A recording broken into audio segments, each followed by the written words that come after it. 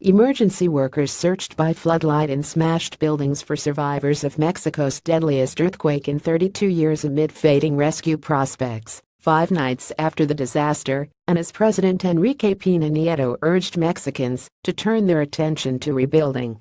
The search continued in a ruined office building in Mexico City's hip Roma neighborhood and a five-story apartment in historic Tlalpan after Tuesday's 7.1 quake toppled dozens of buildings and killed over 300 people. The temblor, Mexico's worst since a 1985 quake killed thousands, may have left some 30,000 badly damaged homes in the adjacent states of Morelos and Puebla, and economic losses of $4 billion to $8 billion. But authorities called off efforts in the upper-middle-class Linda Vista zone after pulling 10 bodies from the rubble, while work at the Tlalpan-based apartment building was briefly halted on Saturday due to a magnitude 6.2 earthquake that shook southern Mexico and spread fear in the capital. In Tlalpan, there is still a possibility of finding people alive. "It's urgent," read a meme passed around Saturday on social networks. The government's response to the disaster is under close scrutiny ahead of a presidential election next year.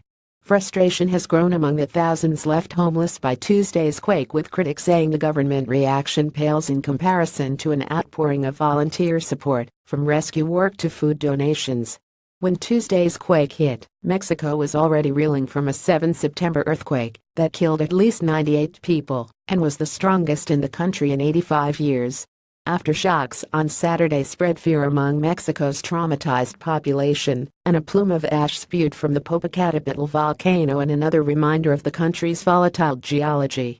President Enrique Pena Nieto sought to hit back against the criticism, highlighting government aid for survivors on a tour Saturday of Chiquipilas and the poor southern state of Chiapas, which was badly hit by the 7 September quake.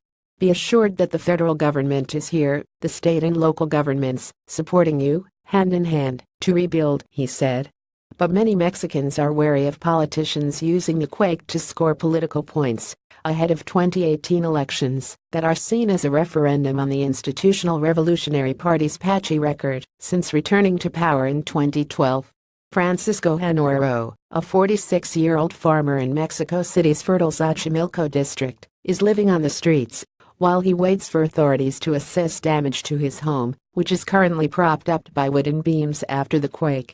"This is going to become political, a campaign issue and a source of profit. If you support me and you vote for me, we will help you," he said.